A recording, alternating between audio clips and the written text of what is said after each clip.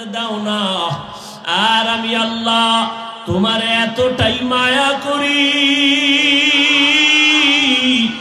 আমি আল্লাহ রাতের গভীর এমন একটা রাত নাই যে আমি আল্লাহ তোমাকে ডাকি না। প্রতি রাত আমি আল্লাহ প্রথম আসমানে এসে ডাকি, আসো উদউনি আস্তাজিব লাকুম।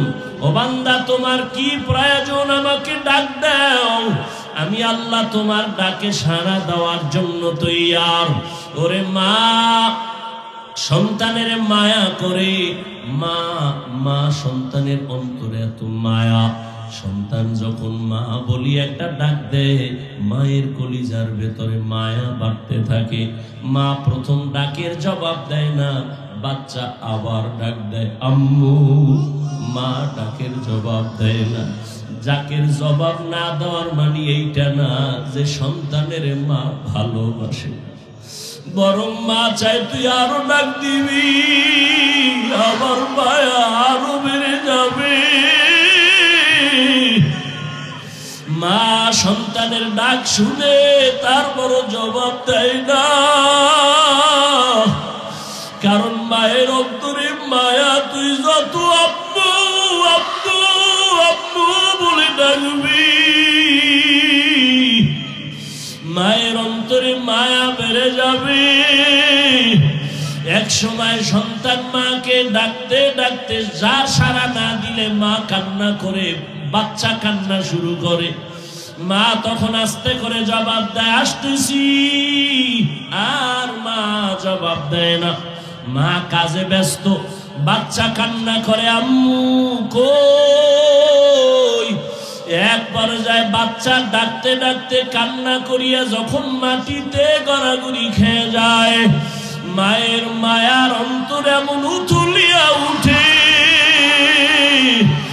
অন্তরে এমন মায়ার জোয়ার। মা তখন রান্না কাজ ফালাই একটা দৌড় দিয়া বাচ্চাটারে কোলে তুলিয়া নেয়, কোলে তুলিয়া ডাক দেয় বাবা কাঁদিও না, আসো।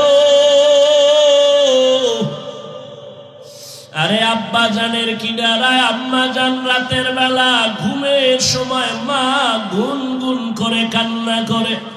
আব্বা জান বলে ও বিবি রাতের আধারে কেন কান্নার আওয়াজ? মা বলে আমার মনের কষ্টে আমি কান্না করি। বাবা বলে কি তোমার অন্তরে কষ্ট? মা বলে সন্তান আমার সাথে অভিমান করে 1 সপ্তাহ হয়ে গেল, মা বলে ডাক দেয় না, এই জন্য আমার মনে কষ্ট। বাবা বলে চুপ করে ঘুমাও, সন্তান ভুল করলেও একদিন বুঝতে পেরে আইসা তোমার কাছে আবার ক্ষমা চায় মা বলে ডাকবে। মা বলে ও স্বামী তুমি আমারে যতই বুঝাও, আমি যত চেষ্টা করি ঘুমানোর জন্য চোখে ঘুম আসে না। আমি খানা নিয়ে বসি, আমার মুখে খানা যায় না। ঘুমের থেকে খানার থেকে সন্তানের মা ডাকে এত মজা, এত মজা। ওরে আমার মাওলা পাকের আশিক, আমার মাওলা তোমারে ভোর রাতে ডাকে উঠো। ওরে বান্দা তুই যখন আল্লাহকে একবার আল্লাহ বলিয়া ডাক দিবি, সন্তানের একটা ডাকে যদি মার কলিজা ঠান্ডা হয়, ওরে আমার মাওলার মায়া কি কম। ওরে আমার মাওলা ডাকের জবাব দেয়, দেয় না, দেয় আবার দেয় না, কারণ আল্লাহ চায় তুই আরো ডাক, আরো ডাক, আরো ডাক। ওরে তোর জিব্বা দিছি তুই আমারে ডাকবি। ওরে তুই দোকানে যা, কাজে যা, বাধা নাই, বাবারে ডাক, মাকে ডাক, মাঝে মাঝে আমারে আল্লাহ বলিয়া ডাক দিবি। ওরে 5 বেলার নামাজে আল্লাহ বলে ডাকবি। আমি আল্লাহ রহমতের চাদর খুইলা তোরে ডাকি আয়। তুই যখন আমারে আল্লাহ বলিয়া ডাক দাও, আমি আল্লাহর কুদরতি মায়ায় জোশ, আমি আল্লাহ রহমতের দরজা দিয়া ডাকি। ওয়া ইযা সাআলাকা ইবাদি আন্নী ফাইন্নী করিব উজিবু দাওয়াতাদ দাঈ ইযা দাআন ফালইস্তাজিবু লি ওয়াল ইউমিনু বি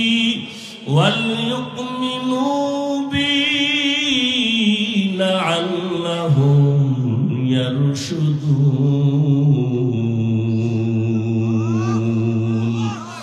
আল্লাহ তাআলা বলেন, বান্দা তুই আমারে ডাকতে গিয়া কোথায় যাও? ওরে আমারে ডাকার জন্য, পাওয়ার জন্য আমেরিকা লন্ডন যাওয়ার দরকার নাই। ওরে বান্দা তুই চক্ষু দুইটা বন্ধ করে একটু নজর দে। ওরে তোর চেহারাটা কে বানাইছেন? এত সুন্দর কণ্ঠ কে দান করেছেন? এত সুন্দর সূর্য কে বানাইছেন? ওরে বান্দা একটু ধ্যান কর, দেখবি আমার পরিচয় তোর চোখের সামনে চলে আসবে। এক সময় দেখবি আমি আল্লাহ দূরে না, ওয়া নাহনু আকরাবু ইলাইহি মিন হাবলিল ওয়ারিদ। ওরে বান্দা তুই কোথায় ঘুরো? আমি আল্লাহ তোর কাছেই তো, আমারে কোথায় তালাশ করো? ওরে আজকে মাকে চিনছো, কাছে পাইয়া মায়ের পাগল। বাবাকে চিনছো, বাবারে কাছে পেয়ে পাগল হয়ে গেছো। আমি আল্লাহর কি অন্যায়?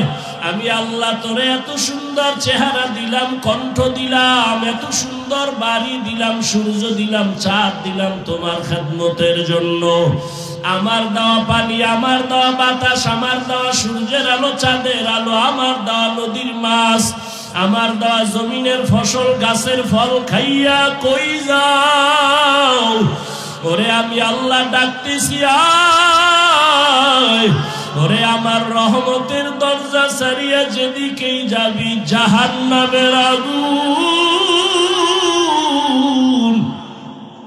আমি আল্লাহ পাক তোরে কত আদর করে বানাইছি, যেই রাস্তায় যাবি ওখানে জাহান্নামের গরম কেমনে সহ্য করবি? সূর্যের গরম সইতে পারো না। বৈজ্ঞানিকরা বলে দুনিয়ার জমিন থেকে সূর্য 13 লক্ষ গুণ বড়, 9,30,00,000 মাইল উপরে। অত সেই সূর্যের গরম সহ্য করা যায় না। ওরে আমার রহমতের দরজা বাদ দিয়া যদি গুনার দিকে দৌড়াও, ওরে ওই সূর্যটা এখন যতই দূরে দেখো, আরে সূর্য যেদিন মাথার উপরে চলে আসবে, ওরে গুনাহগারের মাথার মগজগুলো টাস টাস করে ফেটে যাবে। আমি মাওলার সূর্যের গরম সইতে পারবি না। এখনো কি সময় হয় নাই? তওবা কর, ফিরিয়া আয়। ওরে ওলামায়ে কেরামরা ডাকে, কোরআন হাতে নিয়ে ডাকে, পীর মাশায়েখরা ডাকে, আয় আল্লাহর পথে ফিরিয়া আয়। ওরে যেখানেই যাবি মাওলার দরজা ছাড়া কোনো দরওয়াজা নাই। এখনো সময় আছে, তওবার দরজায় ফিরো। ওলামায়ে আহলে হকের হাত ধরিয়া সুন্নতের মালা গলায় লাগাও। 2 ফোঁটা চোখের পানি ছাড়িয়ে আমার আল্লাহকে ডাক দিও। জীবনে কত বন্ধুরে ডাকছো, মাকে বাবাকে ডাকছো, কেউ তোমার কবরে যাবে না, হাসরে থাকবে না।